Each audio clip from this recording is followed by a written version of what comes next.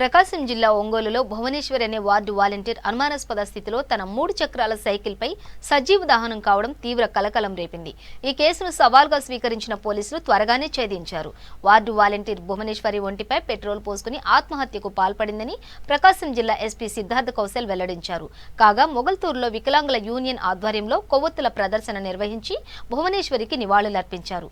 ఈ కార్యక్రమంలో మోకా ముత్యాలరాజు, పులపర్తి ఏడుకొండలు, పోతిరాజు రత్నంరాజు, బాలకృష్ణ తదితరులు పాల్గొన్నారు.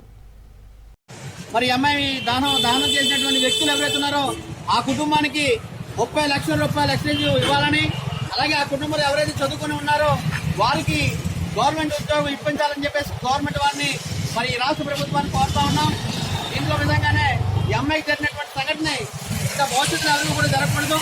ఇది ఏమాత్రం జరగలేని పక్షంలో, ప్రభుత్వం చర్య తీసుకోలేని పక్షంలో మరి ఆంధ్ర రాష్ట్రంలో 13 జిల్లాలో ఉన్నటువంటి 30 లక్షల మంది పైబడి చోటువారు, మోగవారు, బ్లైండ్, డెఫ్ శారీరక మరి పక్షవాతంతో ఉన్నటువంటి ఈ మధ్యకాలంలో ఉన్నటువంటి పెన్షన్ తీసుకున్నటువంటి వారు కూడా 30 లక్షల మంది పైబడి ఉన్నాం. రాబోతున్న రోజుల్లో రాష్ట్రాలు ఒక చేయడానికి సిద్ధంగా ఉన్నామని చెప్పేసి ఈరోజు సభాముఖంగా తెలియజేస్తా ఉన్నాం. వికలాంగుల ఐక్యత, వికలాంగుల ఐక్యత, వికలాంగుల ఐక్యత. వికలాంగులపై జరిగినటువంటి ఏవైతే ఉన్నాయో వెంటనే ప్రభుత్వం పరిశీలించాలి. 2016 చట్టాన్ని కూడా వెంటనే అమలుపరచాలని చెప్పి కోరుతూ మరి ఈ కార్యక్రమాన్ని ఇప్పటితో ముగిస్తూ సెలవు తీసుకున్నాం. 2 నిమిషాలు మౌనంగా పాటించవలసింది కోరుతున్నారు వికలాంగ సోదరులందరూ. ప్రభుత్వ ఆత్మహత్య కోరుతూ